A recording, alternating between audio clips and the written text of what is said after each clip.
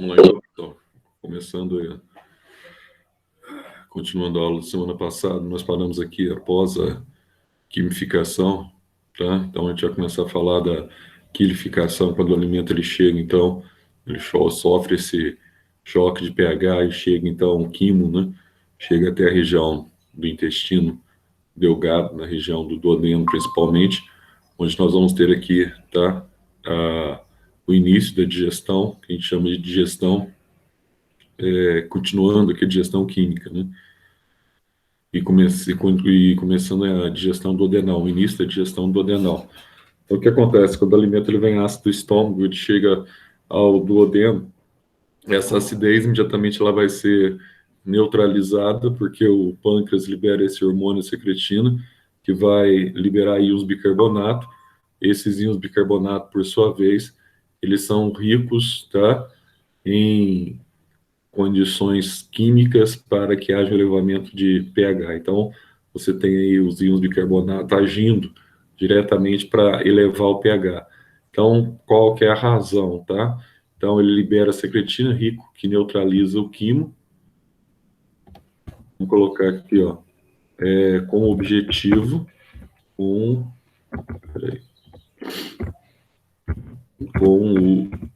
o objetivo de ativar. Zé, peraí que eu tenho que...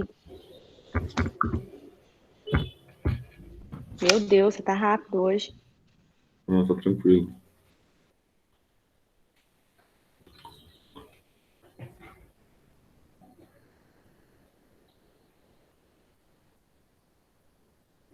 Vamos colocar assim, ó, com o objetivo, né? Não, tá onde que a gente parou na aula passada mesmo, agora que eu comecei a digitar. De ativar. Pode ir já. Só que eu precisava só situar aqui. As enzimas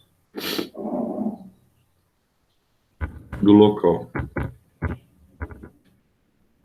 Conta aí. Você vai ter um pH, então, ajustado para aquelas enzimas, tá? Então, só uma observaçãozinha aqui, para a gente não perder, né? Fio. Isso aqui é muito importante para vocês, se tratando do Enem, tá? De vestibulares que vocês farão, tá? Há enzimas, tá? Enzimas do quimo chegam ao duodeno.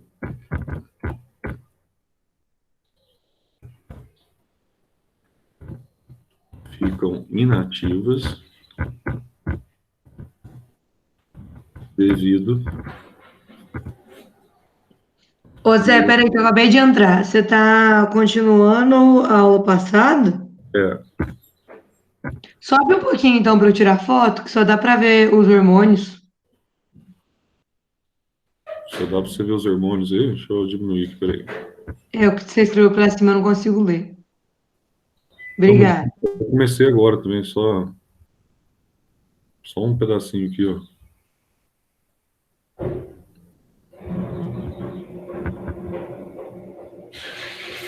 Então, olha só, as enzimas do quimo, então, chegam ao duodeno, ficam inativas devido à elevação do pH. Então, é um erro achar que não há enzimas do estômago no intestino. Há enzimas, sim, do estômago e do intestino. O que não há é a ação, tá, dessas enzimas no intestino. Então, aí não tem realmente essa ação. Aí, a primeira coisa que a gente vai ter aqui no duodeno, a gente vai ter aqui primeiro a ação do suco pancreático. Vamos colocar aqui, ó, suco pancreático. O que vai acontecer com esse suco pancreático aqui, ó?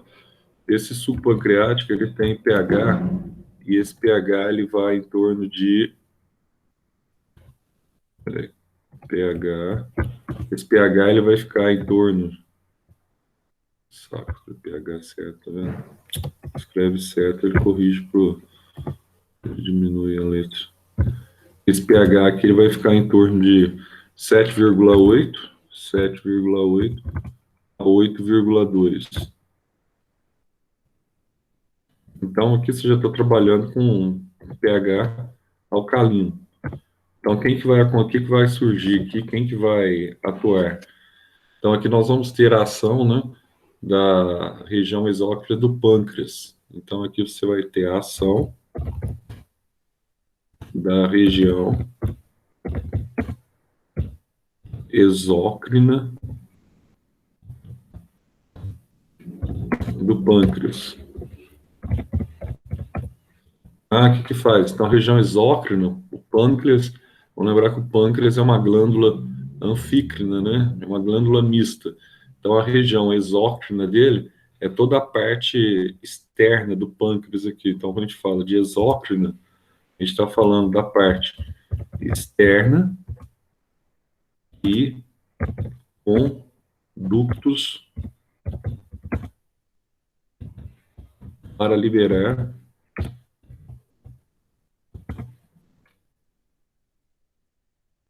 precursores enzimáticos.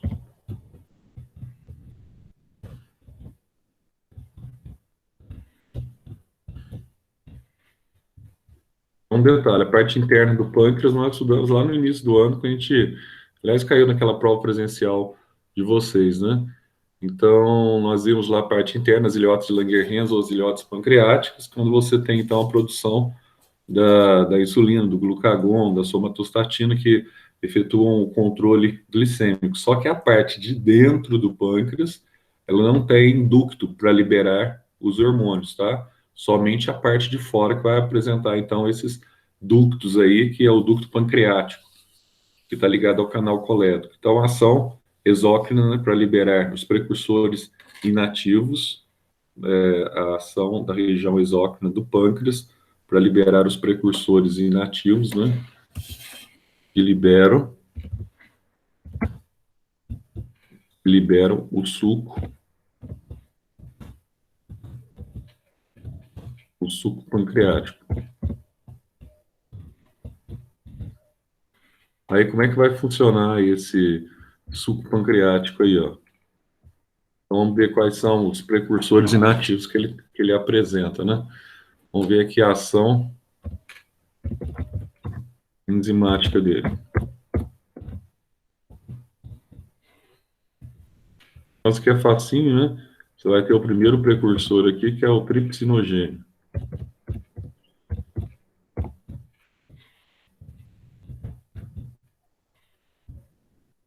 Por que serve o tripsinogênio? Então, ele é produzido no pâncreas, desce, vamos colocar assim, ó. É produzido o precursor inativo no pâncreas.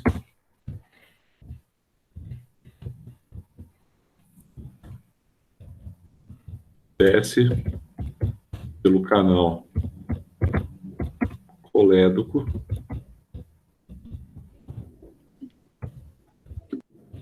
até o duodeno. Aí vai acontecer o quê? Aí ele vai ser quebrado, tá? Aí no duodeno, até o duodeno, onde é quebrado,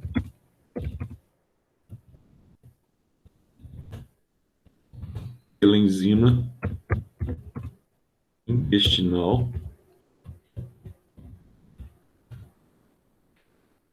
é a enteroquinase. Ele é quebrado pela enzima enteroquinase, formando a enzima tripsina. Então, veja você, a enzima precursora é produzida no pâncreas e a enzima é formada no duodeno. Não esqueçam disso, tá? Então, ó, o precursor inativo é produzido pelo pâncreas e a enzima é formada no duodeno. Então, a enzima não é formada dentro do próprio pâncreas. Por quê, Zé? Se ela fosse formada no pâncreas, ela iria digerir o próprio pâncreas, porque é uma enzima que atua sobre substrato proteico, tá? Então, ela é formada, o precursor dela é formado no pâncreas, desce pelo canal, chega na região do duodeno, aí você tem, então, a quebra, tá? Então, aí você tem a formação da tripsina. Então, a enzima... Aí, olha só, a tripsina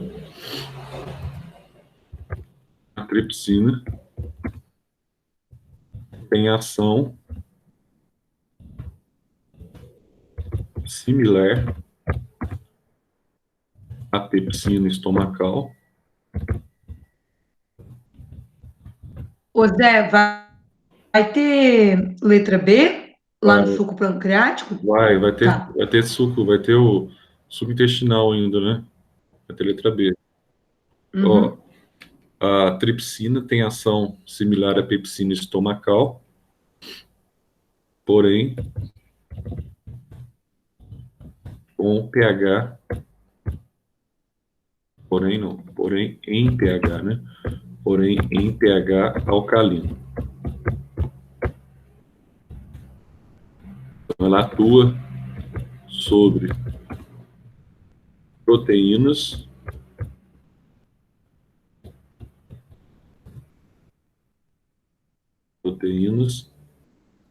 convertendo convertendo-as em frações menores que ainda não são aminoácidos, que a gente chama de peptídeo. Aí, as proteínas são convertidas, têm ação similar à pepsina estomacal. Não sei por que não está dando erro aqui.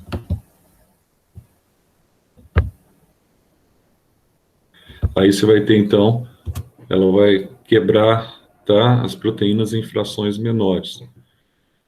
Aí você vai ter aqui também, ó, eu não posso esquecer o seguinte, ó. Pode ocorrer autocatálise, ou seja,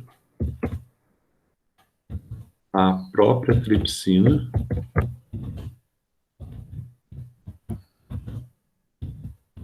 pode quebrar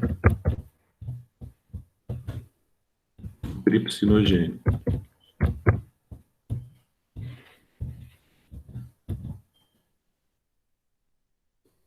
Ela pode atuar e pode quebrar o tripsinogênio, precursor inativo, mas é mais comum que a enteroquinase, que é uma enzima que vem do suco entérico, tá? Que faça esse serviço. Aí você vai ter aqui uma outra enzima que é parecida com essa, que é a quimo.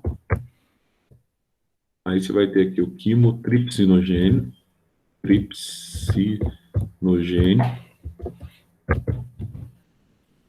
Aí o que que faz esse quimotripsinogênio? Esse quimotripsinogênio também é produzido no pâncreas, tá? E vai ser quebrado no duodeno pela enzima tripsina. Então ele é sintetizado no pâncreas e é quebrado no duodeno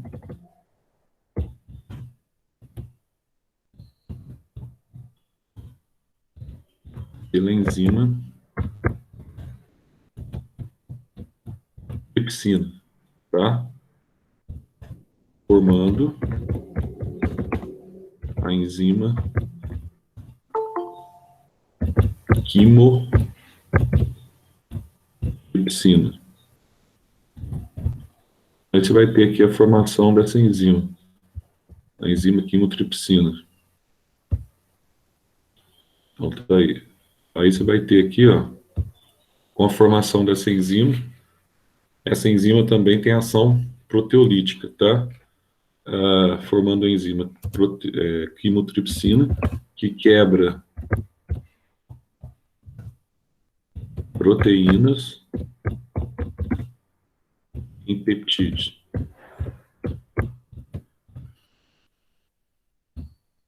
Aqui nós vamos ter uma situação aqui bastante corriqueira que acontece, né? O pessoal pergunta assim, ó, Mas essas duas enzimas aqui, ó, só colocar uma observação dentro desse 1 e 2 aqui para a gente seguir. E essas duas enzimas aqui, por que que é assim, Zé? Por que ela não pode ser produzido dentro do pâncreas? Já falei, né? No início da aula. Então, olha só. Se houver refluxo dessas enzimas retornando ao pâncreas, se essas enzimas proteolíticas retornarem ao pâncreas por refluxo,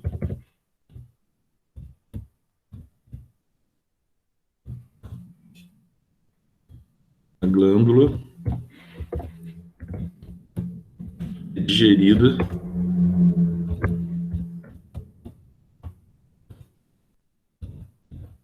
pelas enzimas,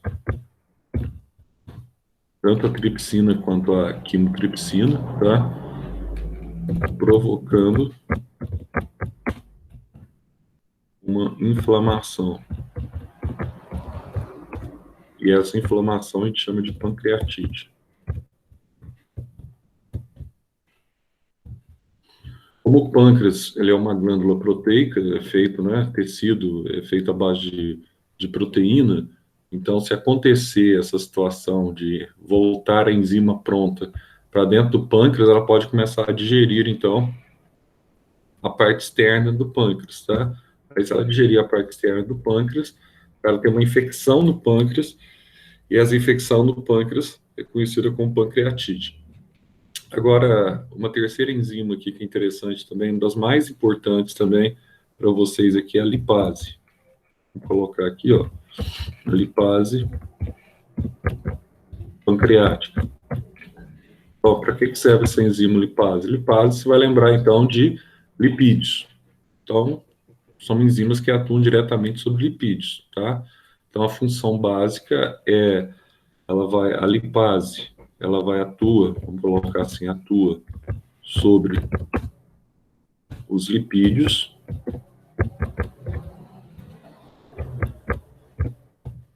quebrando-os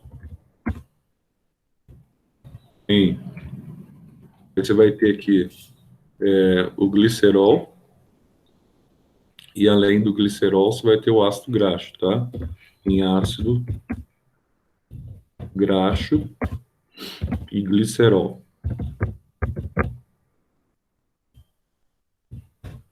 E uma informação importante, tá? Ao contrário dos peptídeos, que ainda não são micromoléculas, ainda precisam ser digeridos ainda para que eles possam ser absorvidos, nesse caso aqui, da lipase pancreática, tá?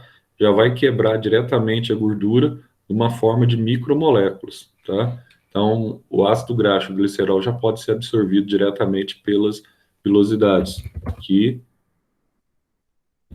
já podem ser absorvidos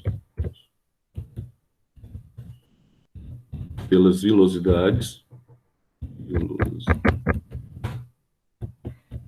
intestinais, pois estão... Ô Zé, não faz chamada, não? Não, para que isso? De macro... Pra gente acordar, porque a gente já acorda com um textão para copiar, nem dá um... Chamada só perde tempo, isso aí é só dá um print na tela, quem tá aqui depois, pronto. Isso aí é só para cozinhar galos, isso não funciona não. Ó, então aí você tem a lipase. Aí, para ter essa ação da lipase aqui, ó, tá? Você precisa da ação do fígado. Então vamos colocar, deixa eu só terminar as enzimas aqui para não ficar entrando em outro assunto. Eu vou colocar aqui uma outra enzima bastante importante, que são as nucleases. Aqui você vai ter as nucleases. Então, para que servem as nucleases? Elas vão atuar sobre quem? Vai atuar sobre os nucleotídeos, tá? Então, aliás, vai atuar sobre os ácidos nucleicos para formar os nucleotídeos. Então, elas atuam sobre os ácidos nucleicos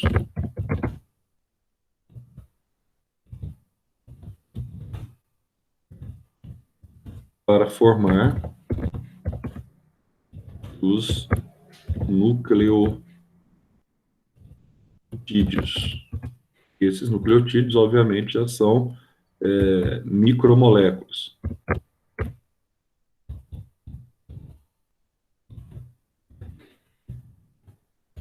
Moléculas. Aqui tem um detalhe. Tem um detalhe legal aqui, tá? Aqui, na verdade, você tem duas nucleases, né? Então, há duas nucleases. Quem são elas? Você tem aqui tanto a desoxirribonuclease, que a gente chama de DNAase, e aqui a gente vai ter também a RNAase, a ribonuclease, tá? São as duas que atuam aí diretamente sobre qualquer material de tecido que você, como tecido animal, tem DNA, o tecido vegetal também, aí você vai conseguir digerir esses DNA, formar cadeias de nucleotídeo, e essas cadeias de nucleotídeo, elas serão, então, absorvidas diretamente, tá? No teu trato intestinal. Agora, outra situação bastante importante aqui envolvendo ainda o pâncreas é a associação que há entre o pâncreas e o fígado. Eu vou colocar aqui separado, a gente vai voltar a falar um pouquinho da lipase, né? Então, isso aqui é extremamente importante, vou tentar resumir o máximo aqui. Então, vamos colocar assim, ó, associação entre o pâncreas e o fígado na digestão lipídica. Então, como é que vai ser essa associação, Zé? Então, o pâncreas e o fígado atuam juntos, tá? Ah, mas atuam juntos de que forma? Então, você vai prestar bem atenção aqui agora. Isso aqui é uma das partes que é mais pisada, porque aqui tem a questão da vesícula biliar, tá? Então, olha só, o fígado, vou colocar assim, ó, o fígado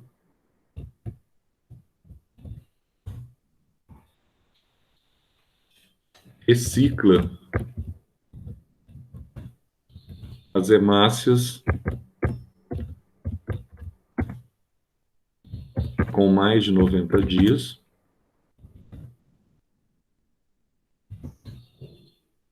90 a 120, tá? Com mais de 90 dias, que foram destruídas no baço. Ele vai reciclar, tá? Ele recicla essas hemácias que foram destruídas, então, no baço, formando, vou colocar assim, ó, formando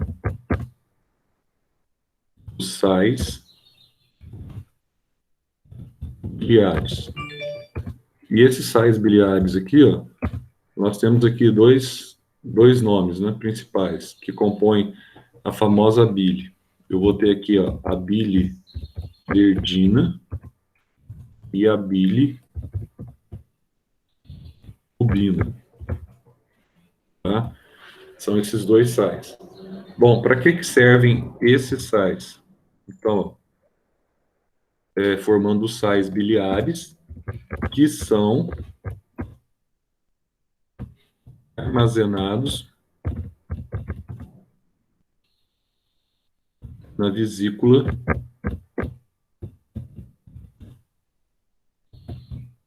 biliar. Ah, então, Zé, como é que acontece, então? São armazenados na vesícula biliar e tem acesso, deixa eu colocar isso, tem acesso ao duodeno, pelo canal, é o mesmo canal, tá? Pelo canal colédoco. Ah, como é que acontece, então, essa ação proteolítica? Ó, assim, toda vez Toda vez que o indivíduo ingere um alimento gorduroso,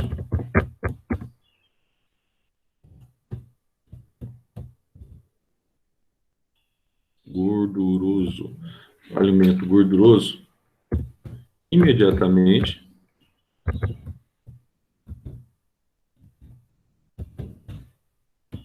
há um aumento, uma elevação, coloca assim, uma elevação do hormônio CCQ, esse hormônio aqui é o famoso colecistoquinina, tá? Uma elevação do hormônio CCQ, colecistoquinina no sangue, promovendo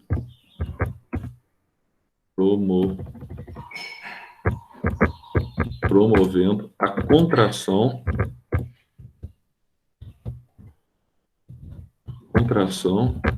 da vesícula. Ô Zé, esse texto que você está escrevendo aí é dentro das nucleases? Não, dentro aqui do suco pancreático, né? Dentro de todas as enzimas aqui, dentro do suco pancreático. Promovendo a contração da vesícula biliar e a liberação da bile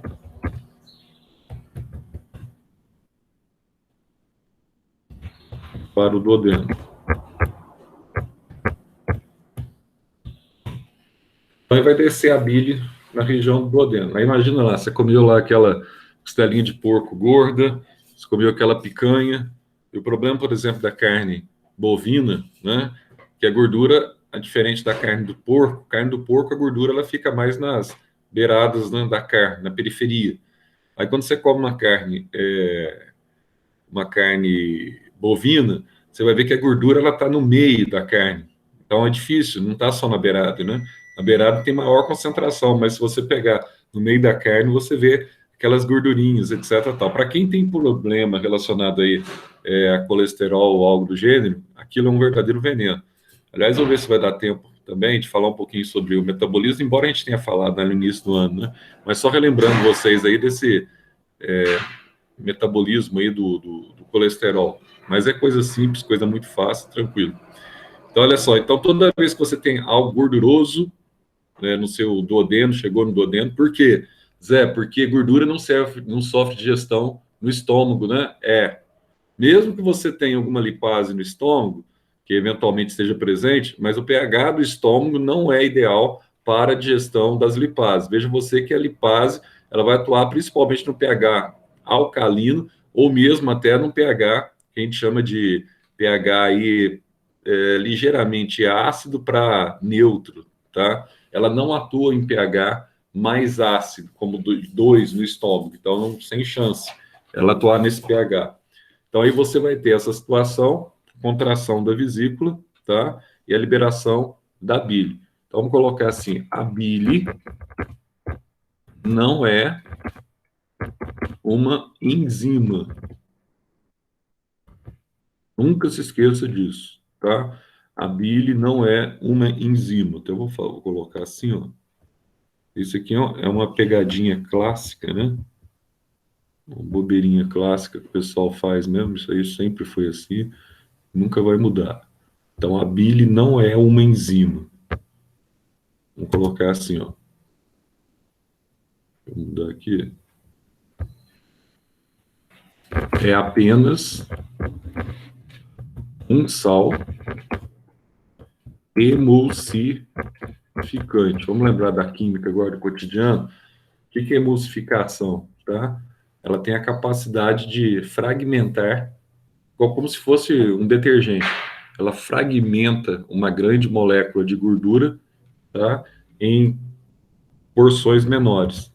Então, é um sal emulsificante que fragmenta uma molécula de gordura gordura em gotículas, vou chamar assim, gotículas lipídicas, favorecendo a ação das lipases. Então, ela é um coadjuvante, tá? Ela não é uma enzima, mas é um sal fundamental para a digestão. Ah, Zé, eu tô com um problema, né? Eles falaram que eu tô com a vesícula preguiçosa. O que que você tá com a vesícula preguiçosa? Às vezes o médico fala isso aí. É que você não libera o hormônio CCQ, que é o hormônio, tá, que excita a contração vesicular. Se você não está liberando bem esse hormônio, aí você não libera esse hormônio, por sua vez, sua vesícula não contrai, essa vesícula não contrai. Toda vez que você come alguma coisa que tem gordura, que tem muita gordura, tá comendo chocolate, você passa mal, tá? Porque falta esse coadjuvante essencial aí, que é a bile na região, tá, intestinal. Então, a bile atua diretamente, aí o fígado atua na reciclagem das hemácias, essas hemácias são recicladas para formar a bile, tá? E, por sua vez, a bile, ela desce para o duodeno para auxiliar no processo digestório. Então, assim, isso aqui, basicamente, é a parte que ocorre no sistema, resumindo, claro, né? A gente tem que resumir, que essa aula é muito grande, é a parte que ocorre aqui na região, no ambiente, tá? Envolvendo o pâncreas. Agora, além dessa região, desse ambiente que está envolvendo o pâncreas aqui, será que nós temos outro ambiente aqui, Zé, que você vai destacar para a gente? Sim, nós temos outro ambiente. Nós temos um ambiente agora, que lá em cima acho que eu chamei de A, não foi? Chamei de A aqui? Foi. Vou chamar agora de suco entérico. Letra B aqui, ó. Vou colocar aqui, ó. Letra B. Vamos chamar de suco entérico. Ah, como é que vai funcionar? Então, enteron, lembra aí, suco entérico ou intestinal, que é a mesma coisa. Mas aí qual que vai ser a diferença aqui, ó? Aqui você vai ter um pH que vai de 6,5 a 7,5, tá? Nesse suco entérico. Ah, mas qual que é a diferença, basicamente, do suco entérico intestinal para o suco pancreático? É que o suco entérico, ele é responsável pela produção de boa parte das enzimas do suco pancreático, tá? Então, vamos lá. Aqui você tem pequenas caverninhas, criptas ou cavernas, pequenas caverninhas na mucosa intestinal. Você vai ter aqui, ó, as criptas de Lieberkühn, tá? As criptas de Lieberkühn, que liberam suco pancreático, suco, aliás, entérico, estimulado, aliás, também pelo hormônio secretina, que é aquele hormônio pancreático que a gente viu lá em cima, etc. Tal, tá? Estimulado pelo hormônio secretino. Esse suco é fundamental para a ativação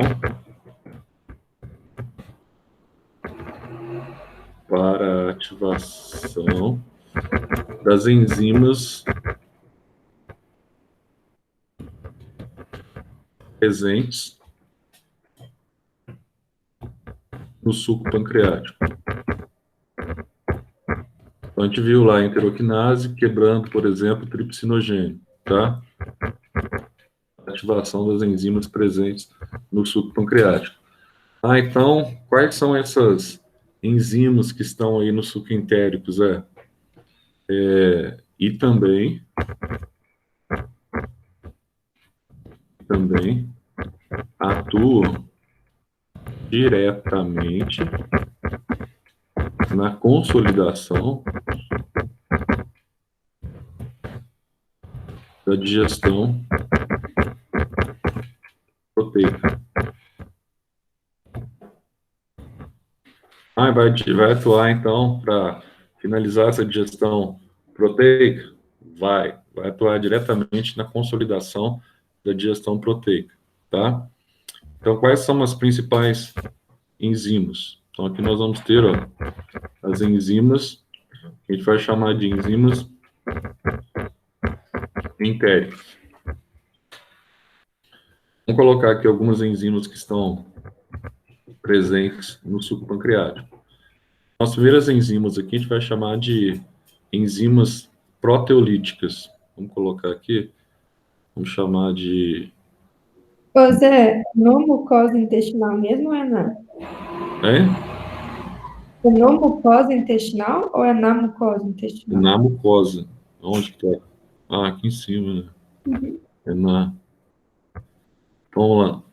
Quais são essas enzimas aqui que nós vamos ter que vão atuar, tá?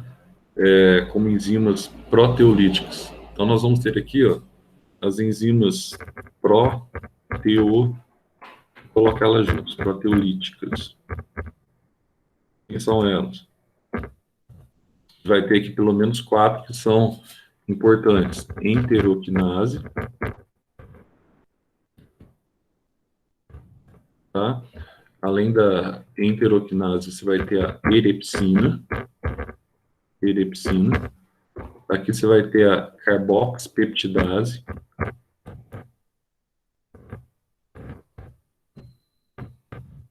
Carboxpeptidase. E aqui você vai ter ainda, além da carboxpeptidase, a amino, né? Aminopeptidase.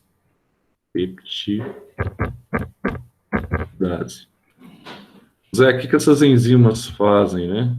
Então, ó, elas atuam sobre os peptídeos, convertendo-os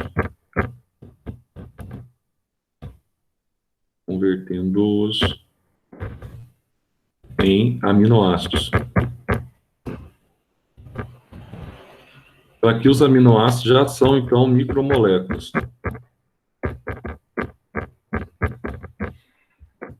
Se já são micromoléculas, eles já podem ser, então, absorvidos diretamente pela região, tá, do suco entérico. Então, essas 4 enzimas, elas são fundamentais. Qual o nome mais comum delas? A enteroquinase e a erepsina, tá? Mas as 4 aqui, se tivesse que apostar em uma que possa cair, por exemplo, em Enem ou algo do gênero, qualquer uma delas pode cair, tá? Há uma plausibilidade muito grande de qualquer uma delas, então não tem muito essa questão, não. Pode cair essa, aquela, não sei o que, não, pode cair qualquer uma dessas aqui. Outra coisa que você vai ter aqui é a maltase. Você vai ter uma série de enzimas aqui relacionadas também ao carboidrato, tá? A maltase, que quebra, que a gente viu lá na boca, a maltose, em 2 moléculas de glicose.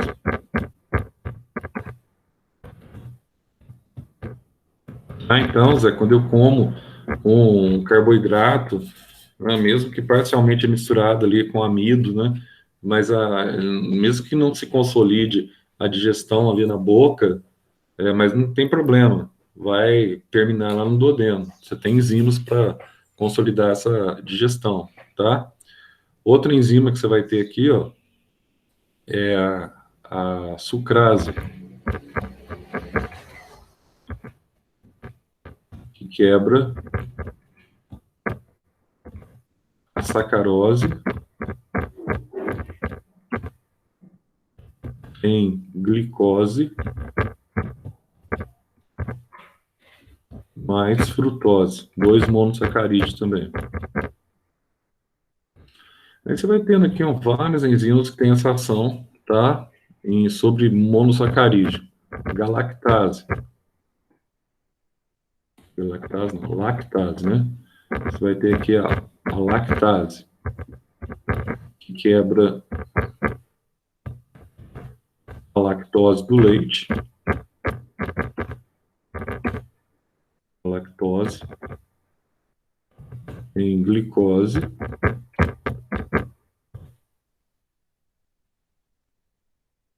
Em glicose mais galactose.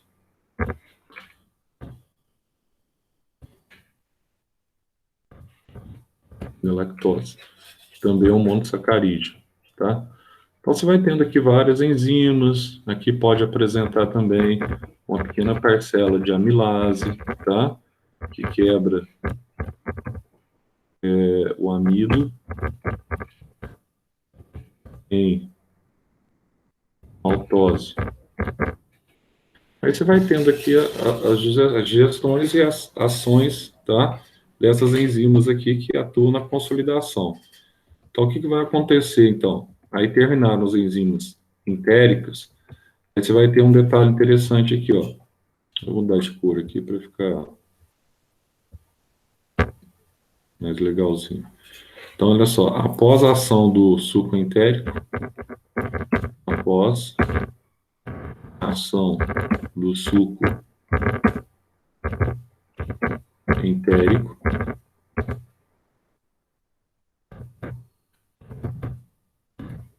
forma-se, após a ação do suco entérico, forma-se uma massa esbranquiçada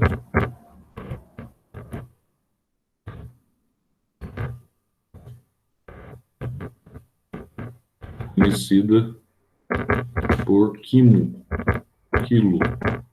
tá? Forma uma massa esbranquiçada conhecida por quilo no processo da quilificação. Ô Zé, Pode falar, né? depois você volta desde o começo da aula que você deu hoje, porque eu fui tirando print, daí aí tá tudo fora de ordem, daí eu não sei qual que eu copio. Aí você volta pra eu tirar uma foto de novo, fazendo favor? Peraí, vou voltar. Quilo é rico em micronutrientes.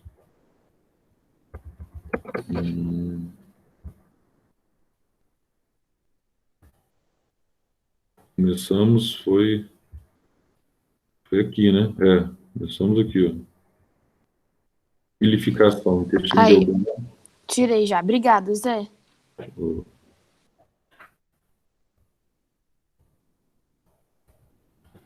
Ó, o quilo é rico em micronutrientes que serão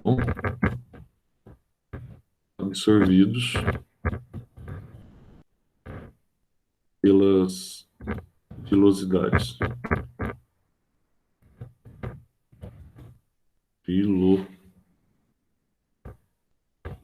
Vilosidades intestinais, chegando ao sangue. Então, a consolidação da digestão, né? Mas aí tudo que estava lá, tal, vai ser digerido? Lógico que não. Em parte não vai ser digerido, né? Não vai sofrer ação enzimática. Então, nem tudo lá vai ser digerido, tá? Que estava nesse local. Então, o que faz? O material não digerido, ele vai para onde? Vamos colocar assim, ó. O material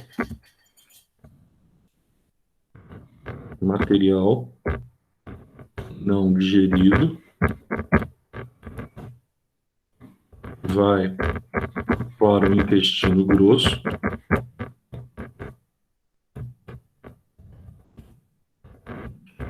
formando fezes,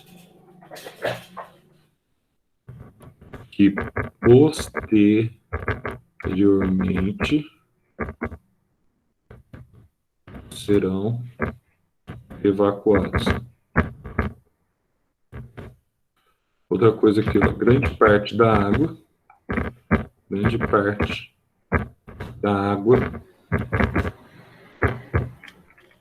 ingerida é absorvida pelo estômago e pelo intestino, pelo estômago e pelo intestino grosso. Não esqueçam disso, tá? Onde que é a água? Estômago e intestino grosso, a maior parte. No intestino, pelo estômago e no intestino grosso. Olha só, há uma microflora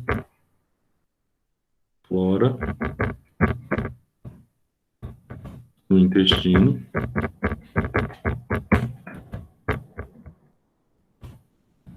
grosso contendo várias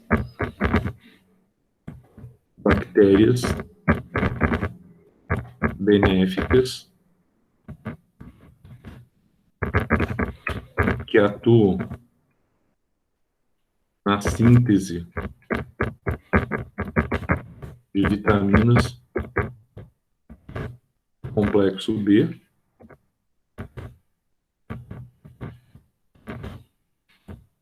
e, além de vitaminas do complexo B, tá, atuam diretamente na síntese da filoquinona, da vitamina K, do complexo B e K. E na vitamina K está relacionada à coagulação, que a gente já estudou lá atrás, tá? Coagulação sanguínea. Então você tem uma microfauna. Então você acha assim, mas as bactérias que eu tenho vai me provocar. Não.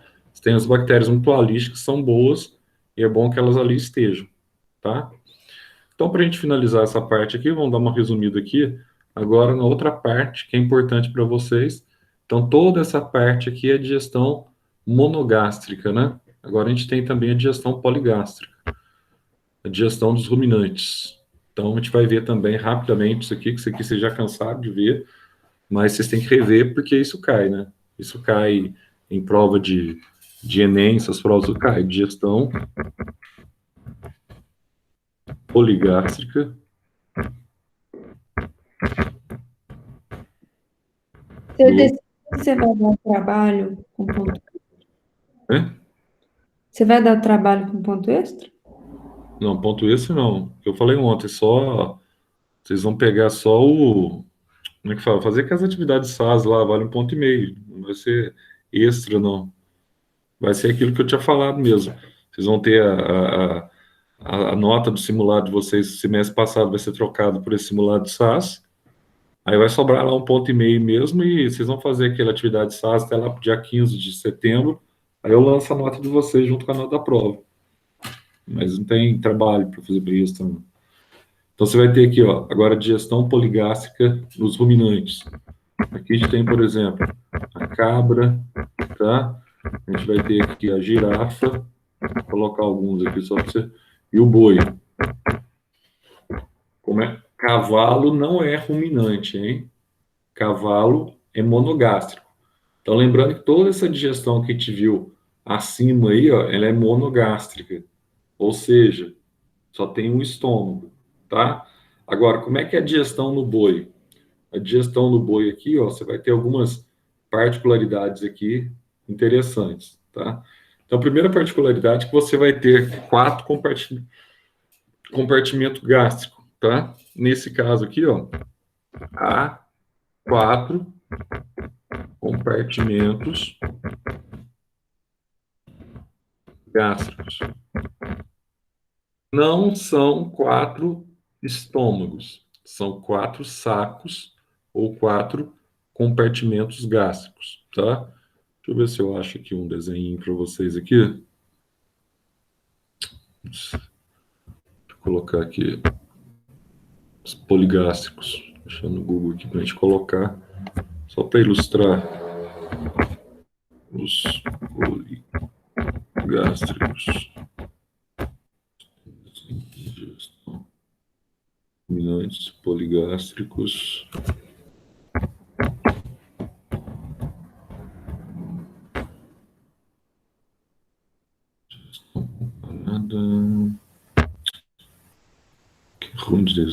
acharam gestão comparada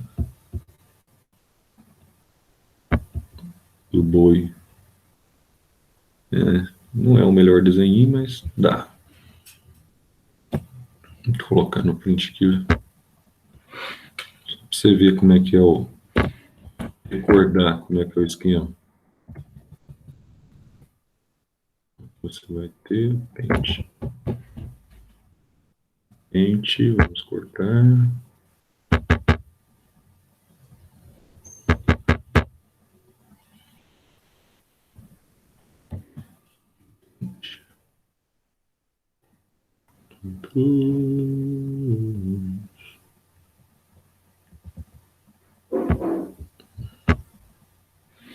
Pente.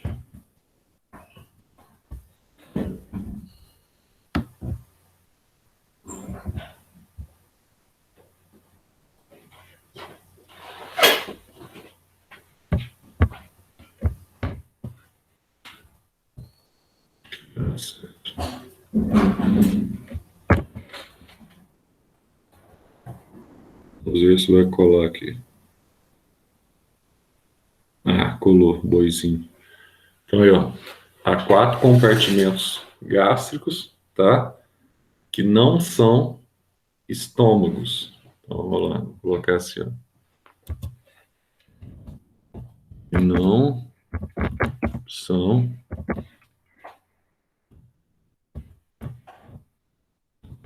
estômagos. Você vai ver aqui, ó, tem a boca, né, normal, o esôfago, tá? Aí você vai ter aqui, ó, toda essa região maior é o rúmen. Aí você tem o rúmen aqui, que é o saco maior. Depois você tem aqui o retículo. Depois você tem o omaso. E apenas o abomaso, na verdade, aqui, ó, que representa o estômago, tá? Que não são estômagos. Os três primeiros, vou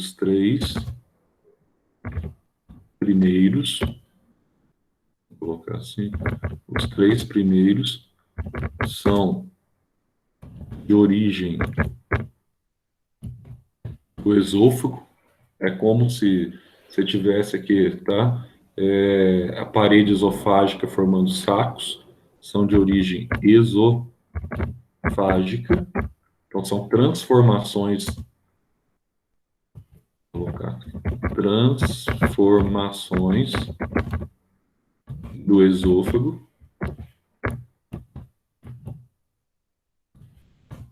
Que apenas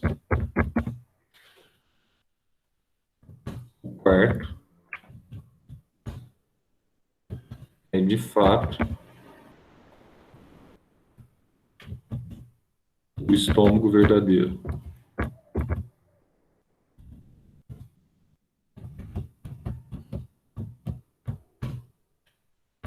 Você tem aqui, ó, origem, tá? Histológica estomacal. Vamos colocar origem. A parte tecido, histológica estomacal. Então, como é que acontece, Zé? O boizinho come, ou engole o alimento, esse alimento vai para o rumen, tá? Como é que acontece esse processo digestório aqui, então? Então, é bem simplesinho, tá? Então, vamos colocar aqui, ó, compartimentos esofágicos. Então, você tem aqui, ó, os compartimentos esofágicos. Então, você vai ter o rumen. Aí você vai ter, vou colocar o nome antigo também, rumen ou pança. Retículo ou barrete, tá? Aí você vai ter aqui o omaso, e o abomaso, tá? Vamos pôr aqui, omaso ou folhoso, esqueci de colocar. Ou folhoso. e o abomaso, que é o estômago mesmo. Não, peraí. Aqui são os 3 compartimentos esofágicos. E o folhoso. E o omaso ou folhoso. E você vai ter aqui o compartimento agora único. Compartimento estomacal.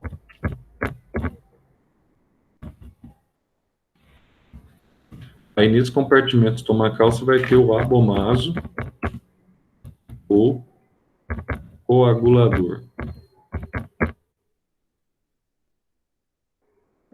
Tá, agora, como é que funciona aí cada compartimento desse, né, Zé? Isso aqui é importante? É muito importante, tá? É, Oizinho sempre cai. Oi. diminui um pouquinho o zoom, para eu ver lá em cima. Isso, obrigada. Então aí você vai ter, então, ó, o abomaso ou coagulador. Então, como é que nós vamos ter aqui, tá, a ação em cada compartimento? Vamos colocar assim, ó. Primeiro o rumen. O que acontece no rumen, hein? Ó, é o maior dos compartimentos, é o maior dos compartimentos. Aí está acontecendo o que ali, ó? Ali você tem intensa atividade, tá? Aqui é esofágica, tem um eu aqui, ó. Nossa, escrevi tudo errado aqui. Origem esofágica. Origem esofágica. Então é o maior de todos, é o maior dos compartimentos, armazenando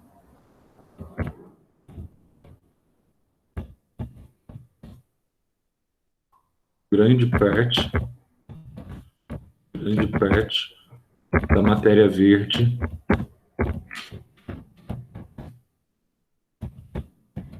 ingerida. Então ele vai armazenar ali grande parte da matéria verde, Zé, vai armazenar grande parte da matéria verde. Só que tem um problema. O boi, ele não tem aquela enzima que vai digerir a celulose, tá? O boi, ou o ruminante, tá? Entendo assim, não sintetiza a celulase que quebra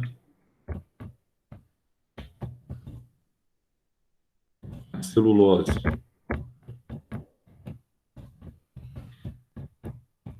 Em glicose. É igualzinho a gente, ele não tem a enzima, assim como nós não temos, tá? Nós não temos nem a celulase, nem a quitinase. Entretanto, há bactérias mutualísticas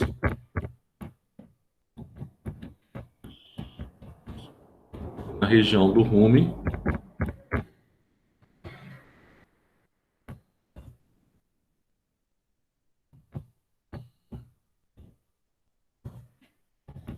que sintetizam essa enzima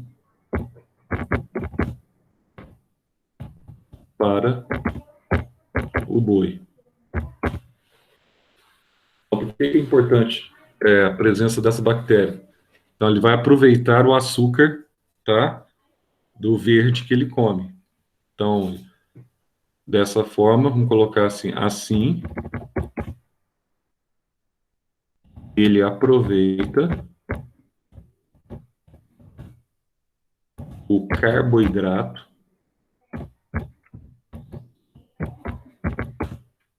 de origem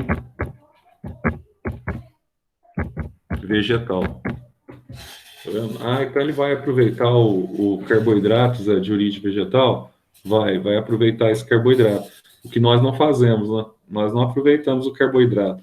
Nós usamos a gordura vegetal, nós conseguimos aproveitar, nós aproveitamos a proteína vegetal, mas o carboidrato, nós não temos enzima para isso. Ele, como a principal massa de alimento dele ele é herbívoro, ele tem que ter essa associação no rumen com essa bactéria, tá? Essas bactérias realizam fermentação e promovem o abaixamento do pH na região do rumen, tá? Então, vamos colocar, são bactérias fermentativas que promovem o abaixamento Só te perguntar uma coisa. do pH. Pelo Meet, a pessoa quer entrar, mas ela não está conseguindo entrar, porque é fora do domínio. Você tem que autorizar, ué. Então, mas é a Kelly que fez. Tem problema. Os detalhes da reunião. Ela pode, não. Onde que é? Mas cadê a Kelly? A Kelly está ali. Então, a Kelly autoriza. Mas não consegue autorizar, não aparece ela pedindo autorização para entrar. Então, ela não está pedindo autorização, ué. Porque aparece assim, ó, fora do domínio, aí você clica, autoriza. Não, tem que aparecer direto na tela para autorizar. A pessoa não entrou certo. Lógico que vai aparecer, que acontece direto, principalmente com o Xavier, entendeu? É um chat, bonitinho de Xavier, tem que entrar com outro e-mail, né? Diferente dos outros. Zé, São como é que você bactérias. consegue falar de mim, tipo assim, em qualquer assunto, cara? Tipo, Mas na não moral, tem- é muito amor, velho. Não é Você possível. quicou a bola, que ela vem fazer uma pergunta, Xavier. Aí, quicou a bola. Eu tenho que lembrar que hoje, por exemplo, você chegou atrasado, além de chegar atrasado, pedir autorização para entrar. Não, Não, tem. mas eu tô com a conta certa agora. Né? Eu tô com a conta certa agora. Você está com a conta certa? Não, eu dei o comando pra entrar, aí eu percebi que eu tava com a conta errada, vazei, aí eu troquei minha conta e agora eu tô com a conta da escola. Não, agora você já entrou bonitinho, né? Eu entrei bonitinho, Uma lógico. sacanagem isso daí, velho. Não, o problema é que isso aí, na verdade, até eu passo por isso, na verdade, porque você tem os dois e-mails que você usa, um do Gmail do Google normal, e depois eles criaram esse outro Gmail, né? Uhum. Da escola, né? E automaticamente, se você deixa o outro teu, você vai acessar alguma coisa que está cadastrado no YouTube, alguma coisa, aí o outro já fica atrapalhando, né? Aí você tem que deixar o normal e toda vez a prioridade do navegador é o seu, né? Não, pois é, tipo, acaba a aula, eu já vazo. Da escola. Esse da escola só serve para a escola mesmo, exatamente. É verdade, Xavier. Isso aí, quanto a isso, eu hei de concordar contigo pelo menos uma vez na vida, certo? Finalmente, né? Depois de até que enfim. 4 né? anos de convivência. Ué, tá louco, ué. Tava na hora já, né? Essas bactérias fermentativas que promovem o abaixamento do pH na região. Então, ó, na região aqui, ó, você vai ter, então, pH ácido no rumen. Toma muito cuidado aqui com esse detalhe, tá? Aí, o que vai acontecer? Aí, o alimento chega no segundo compartimento, e esse segundo compartimento aqui, ó, a gente vai chamar de retículo. Retículo. Tá? Então, o que acontece no retículo? Tá? No segundo compartimento gástrico, Zé? O alimento aqui vai ser comprimido, tá? Ele mantém, vou resumir bem, ó, mantém o mesmo pH do rumen e o alimento sofre compressão. E o alimento ácido sofre compressão, formando o bolo,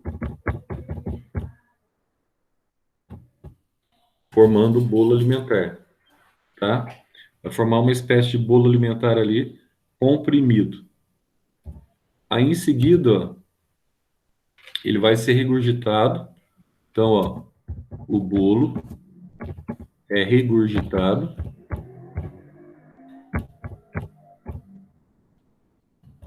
Devolvido para a boca. Ah, Zé, então ele vai voltar para a boca? Sim, ele vai voltar para a boca. Só que aqui nós temos um problema, tá?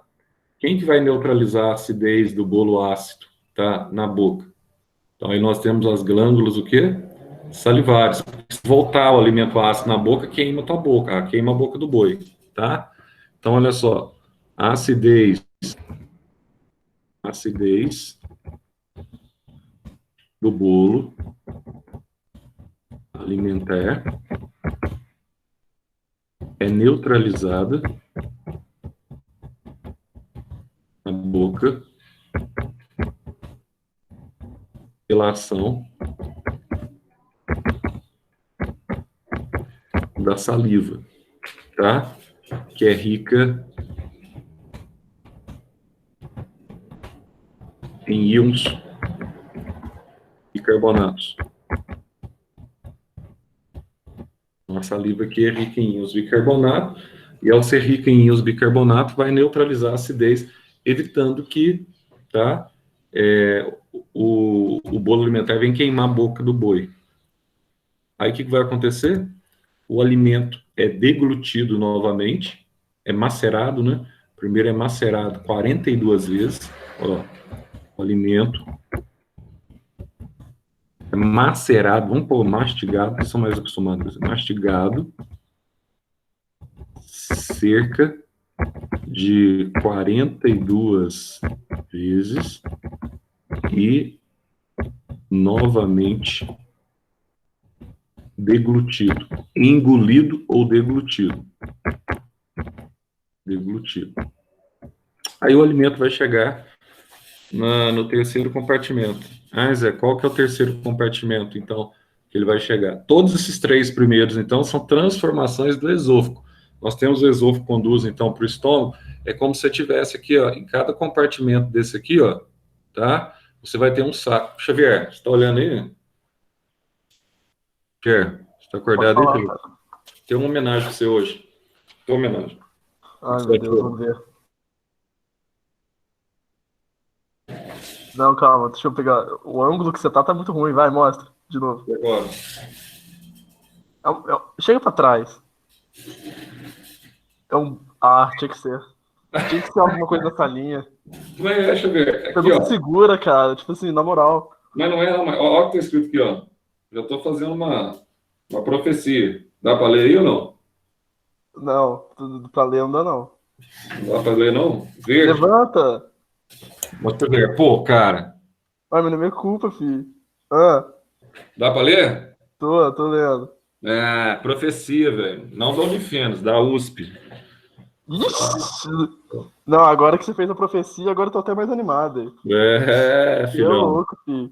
O asnozinho eu sei também, Chiver, mas bicho, medicina, velho. Não, a parte do asa não tem problema, não. O que importa é a profecia. Não, tem que carregar o asno, não tem jeito. Você tem que carregar esse negócio aqui junto aqui com adesivo, entendeu? sem choro e sem vela. O importante é passar. Falo de vocês, vai ter muita gente aprovada em medicina. Tem muita gente aí que vai entrar, tenho certeza. Curtiu o estímulo, hein, Zé? Eu acho que vai, não tem como. Se a sala de vocês não tiver, que não vai ter dessas salas aí que vêm dos últimos anos aí, pelo menos tecnicamente, seria mais promissora, né? Olha o que acontece aqui no folhoso, no terceiro compartimento aqui, ó.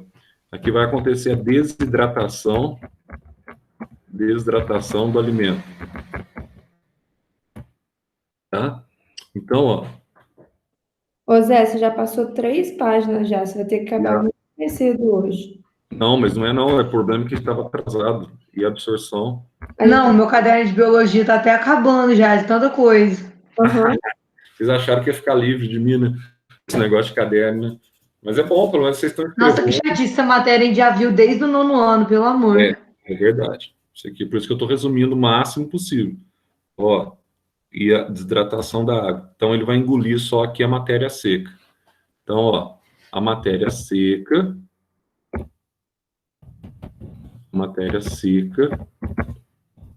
passa para o quarto compartimento. E, finalmente, né, chegamos ao estômago. Chegamos ao abomaso. Então, o que vai acontecer aqui no abomaso? Digestão química semelhante que ocorre nos monogástricos. Então, aqui você tem, ó, digestão química semelhante à que ocorre nos monogástricos, tá? Então você vai ter pepsina, vou ter pepsina. Só que aqui eu vou só citar um para vocês aqui que vocês não podem esquecer. Qual que é a principal fonte de alimento proteico para o boi mesmo? Qual que é a principal fonte de alimento proteico para o boi? É de origem vegetal? O que acontece aqui? Então, isso aí vocês não podem esquecer. Ó, a principal fonte de alimento proteico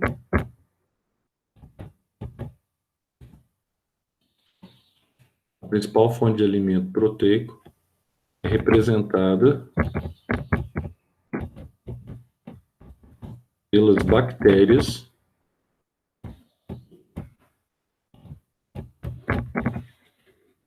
mutualísticas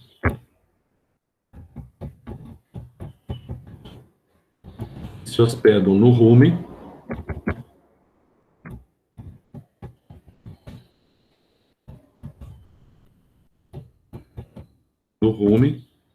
e parte descem misturada ao bolo alimentar.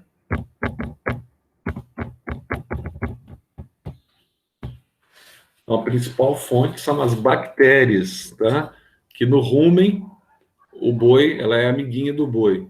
E agora aqui no abomaso, o boi vai comê-la, literalmente, vai retirar, tá? A sua proteína. Então, o que o boi faz? Então, olha só, o boi libera a enzima lisozima, que perfura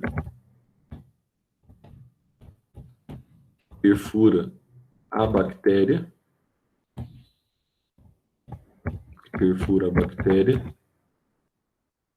liberando seu conteúdo proteico. Zé, acaba 8h20 hoje? Hein? Acaba 8h20 hoje? Já está acabando, já. Tá mais cedo. Coisa. É que vocês são muito chorões, nossa. Por favor, não custa nada, 20 minutinhos só. Que 20 minutos é muito tempo. Não é, não. A gente já copiou 3 páginas, não tem nem mais o que copiar, nossa mão vai cair. Calma, não cai assim fácil mal, não. Vai cair. Não cai, calma. Como é que a Olha, gente vai fazer vestibular sem mão? Aí a culpa vai ser toda sua. Você vai ter que passar todo mundo na Unifenas. eu, coitado de mim. Falando nisso, ok, foi chamado já o Cauã, ou Juliana? Foi, já faz uns 15 dias.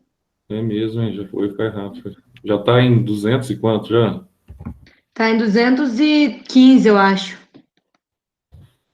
Então muita gente não vai ser. E o que deu? Cadê a Júlia Valim? Tá dormindo ou tá aí? O que deu a questão Então, dela? ela passou, mas aí eu acho que. Eu não sei se deu certo, que ela tava querendo, né, fazer agora, mas eu acho que não deu em nada, não sei. Porque o problema da Júlia era que o Enem dela, quando ela fez o Enem, logo pensei, quando ela me falou, ela fez o Enem como treineira, né? Então, tinha que ser, porque eu estava no segundo ano, não tinha outro jeito. Mas aí, não valida, tinha que ser um Enem de terceiro ano, pelo menos. Ju? Se fosse um Enem de Ô, terceiro ano, Zé, volta aí de novo, fazendo favor. voltar a página, Isso. voltar onde? Eu parei no fim desse trem do... Pode subir mais. Mais, pode ir. Peraí, deixa eu ver. Aí, pronto. Aí, foi. Obrigada, Zé. Obrigado, viu? Mas ela vai passar, passa de novo agora, né? Novembro e boa aí. Eu falei pra ela que ela vai passar no final do ano, sim. Era mais engraçado que era mais fácil passar pela prova normal do que pelo Enem. Ela passou pelo Enem. Eu acho pelo Enem bem mais fácil, tá louco? Porque a nota de corte não foi alta, né, do Enem. E Porque agora a prova você tem que ter um número grande de acertos, redação e tal. então, esse Enem foi meio atípico, né? Mas para vocês, sempre o Enem, nesse caso, no caso de vocês, vai ser mais fácil vocês entrarem, vocês estão mais bem preparados, então, uma nota que vocês fazem, assim, 670 por aí, já tá tranquilo. Qual que foi a nota de corte, Zé? Mas não fala, não, Xavier. Ninguém fala nada. Ô, Xavier, eu acho que foi agora, assim, tipo, você tá falando na primeira lista? É. Eu acho que deve ter sido uns 680 por aí. Aí, tipo, dando peso 1 pra tudo? Ou, tipo, sei lá, biologia tem mais peso na nota? Não, eu acho que era o mesmo peso, aí depois para desempate tinha peso, sabe? Para biologia, redação e tal. Aí tem só no desempate, exatamente, é isso mesmo. Então é média geral mesmo. Aí você vai pesar mais ciência da natureza e tal, para desempate. Mas se o cara ficar com uma questão na frente, não tem nada disso, não. Aí é que ele acertou mais, mesmo que ele tenha. Eu nem entendi isso, né? Aquele algoritmo que ninguém entende. Exatamente. Mas o do próximo semestre, o Zé, do início do ano que vem, aí já vai ser a prova, não vai ser da Unifenos? Espero que sim, né, Xavier? Deve ser, né? Mas tudo isso vai depender dessa questão aí, quando que isso vai se resolver de fato, né? Ô, Zé, a imunização. Você acha que vai ter o vestibular de novembro ou você acha que vai acabar de ano? Não, eu acho que novembro, assim, vai ser meio difícil, mas o parâmetro aí muito vai ser a questão das eleições, né? Se tiver eleições, você vai abrir um precedente. Se for por Enem de novo no final do ano, vai ser muito baixo, porque, tipo assim, o menino que passa o segundo lugar, ele é daqui de Monsenhor Paulo. Aí eu conversei com ele tirou 736 para segundo lugar. Vai ser muito baixo se tiver de novo no final do ano. Vai ser, tipo, ridículo. Mas no final do ano, geralmente, tem mais procura, né? No final do ano, assim, tal, que você tem mais alunos, tem os alunos do terceiro, mas aí vai depender também, porque você vai virar uma confusão, porque se o Enem... Mas aí a gente não vai poder usar, então, mas porque a gente é treineiro. Se o Enem for em janeiro, vocês podem usar, né? Nota do Enem. Se o Enem for em janeiro, de fato. Mas eu não sei não se vai ser em janeiro, se vai gerar uma confusão, viu? Agora, então, porque, tipo, igual, eu acho que aí em janeiro a gente vai poder jogar, vamos supor, a minha nota, porque aí eu já vou ter concluído, né? então, mas Mesmo sendo Enem de treineiro. tem problema, aí você pode jogar o de janeiro. Agora, a gente não sabe, por exemplo, se Minas vai ser liberado ter prova aqui em Minas até janeiro. Isso vai ser um rolo, isso aí, porque provavelmente você vai ter regiões do Brasil que vão liberar a prova e tem regiões que não vão liberar a prova. Então, não sei como é que vai fazer, entendeu? Aí vai depender, porque Minas já teve o surto aqui, foi um surto mais tardio, né? Chegou aqui tardio. Então, aqui em Alfenas, por exemplo, inclusive. Então, vai ser um rolo isso aí que vai ser muito difícil fazer qualquer prognóstico. Mas, de qualquer forma, se tiver o Enem em janeiro, a chance de ter a prova da Unifenas também, aqui, né? Se tiver o Enem, a chance de ter a prova da Unifenas vai ser grande. Agora, o problema é que o Enem tem que ser de caráter nacional. Se o Enem não for de caráter nacional, não pode ter Enem, porque senão, né, um estado fica prejudicado em detrimento do outro. Então vai ser um rolo, vai ser uma briga jurídica aí que vai ser um negócio sem fim. Ou tem Enem no Brasil inteiro ou não tem Enem, né? Essa é a grande dificuldade, entende? Então é complicado. Vamos só fechar aqui então, ó. No intestino ocorre o mesmo processo. Ô Zé, a Unifenas deve tá, tipo, pressionando para voltar, né? Porque senão o calendário vai implodir. Mas não tem jeito, isso aí você pode falar o que quiser, pressionar, mas não depende só de pressão isso aí depende da Secretaria de Saúde liberar, isso é muito complicado, pode pressionar, não é só a Unifenas. Mas de qualquer forma, tipo, seguindo o calendário, tipo, das outras universidades, quando liberar as federais, por exemplo, aí, teoricamente, não vai ter tanto problema, né? As federais estão para voltar no final de março. Então, mas as federais vai ser mais difícil voltar, Xavier. Essas são as mais difíceis. Vai nada, Zé. Mas as federais fodonas, tipo as paulistas, vão ter vestibular. Tipo, nem vai pegar Enem pra poder voltar antes. Vai ter janeiro Não vai só, ter né? Enem. Nas paulistas não vai ter Enem, é só vestibular Unicamp, por tradicional. exemplo. Não vai ter. Mas qual que é a dificuldade, Maria Elisa? A grande dificuldade é o seguinte: aí os caras entram em greve, vai falar que ficou doente em sala, entendeu? Aí é como os professores que estou falando, são os alunos, não. Os alunos voltariam em qualquer momento. Mas aí tem esses probleminhas aí, né? Você tá pegando por base as federais, tipo, as normais. Eu tô Não, falando das fodonas. As Tem- fodonas tem- não as vai. fodonas não pegam no tiro da greve. Mesmo essa, você pegar a USP, No por máximo, o exemplo, FMG que tira mesmo de se vez em pegar a quando. USP, o pessoal de humanas, por exemplo, não volta, né? Agora, pode ser que o pessoal de ciências médicas voltem, né? Mas Mas se for humanos ver também, mesmo, o que eles ganham dificilmente com... os O que caras eles vão ganham voltar. com um aluno de primeiro período, Zé? Aí, tipo, também... Hum? Você tá falando aí, tipo assim, às vezes volta das ciências médicas, mas, tipo assim... Não, porque os ciências biológicas. professores das ciências médicas, etc., tal, já Pois estão... mas é o que eu tô falando. Tipo assim, o que, por exemplo, eles têm a ganhar, tipo, se a gente, que acabou de sair do terceiro ano, vai pro primeiro período, vamos supor, de medicina, pode falar. O que eles ganham com isso? Tipo, em relação a... Eles não vão ganhar, mas a questão é o na seguinte, frente do coronavírus. mas aí tem uns detalhes, tipo assim, você pegar a UFJF, né? Os caras lá, qualquer coisa, eles param tudo, inclusive da medicina, param tudo e fazem greve, certo? Uhum. Lá, qualquer coisinha já, ainda mais com a situação de pandemia, por exemplo, lá, que é uma das referências, uma ótima faculdade de medicina, etc., tal, tá? Juiz de Fora, mas qualquer coisinha, já ao perfil da USP, mesmo quando a USP para muito pessoal de ciências humanas, tal, pessoal de ciências, área de saúde, eles não param, não é comum, é isso que a Maria Elisa está falando, não é comum, não é perfil da USP parar diante de circunstâncias. Agora, você tem uma circunstância de força maior, precisa ver se vai haver uma delegação por parte do governo. A grande situação vai ser o seguinte: outubro, será que as aulas voltam de fato em São Paulo? Parece que não.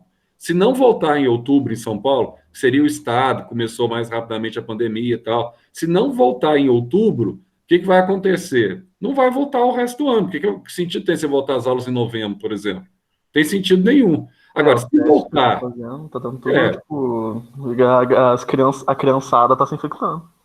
E outra, para voltar às aulas de São Paulo, todo o estado tem que estar na área azul, entendeu? É muito difícil. O estado é muito grande, muito heterogêneo. Uns estão ainda na fase amarela, a maioria nem passou para a fase verde. Então, a maioria não, ninguém passou para a fase verde ainda. Então, assim, para você pensar a curto, é muito complicado. E outra coisa também que o pessoal não está pensando, a OMS deu uma declaração essa semana que a pandemia deve durar em torno de 2 anos. Então, tipo a gripe espanhola. O que acontece? Não é assim, saiu a vacina, por exemplo, tipo, metade do ano que vem, a vacina está de fato liberada. A não ser essa vacina russa aí, que quem vai tomar esse negócio aí só é louco, né? Que não tem teste, não tem nada, então não tem sentido. Agora, a vacina está pronta, tá, beleza. Uma coisa é você ter a logística de produção da vacina, outra coisa é você ter a logística agora para produção em alta escala para imunização na população mundial. Você entende? O negócio é muito complicado.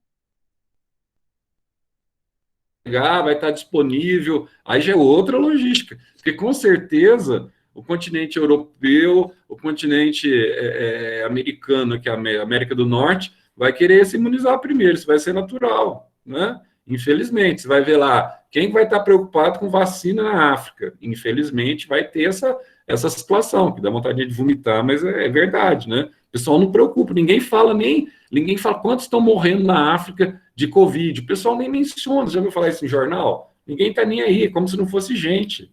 Então isso aí é um negócio nojento, entende? Deus que me perdoe. Mas enfim, aí você vai ter a questão da imunização. A partir da questão da imunização, não é de imediato que você tem resposta imunitária, não. Aí cada pessoa que é imunizada, você tem um período de adaptação. Outra coisa, a vacina vai durar 3 meses ou vai durar 6 meses? Porque a discussão inicial se é para 3 ou para 6. Vamos na melhor hipótese, que dure 6 meses a imunização. Aí depois de 6 meses você tem que imunizar 7 bilhões de pessoas de novo.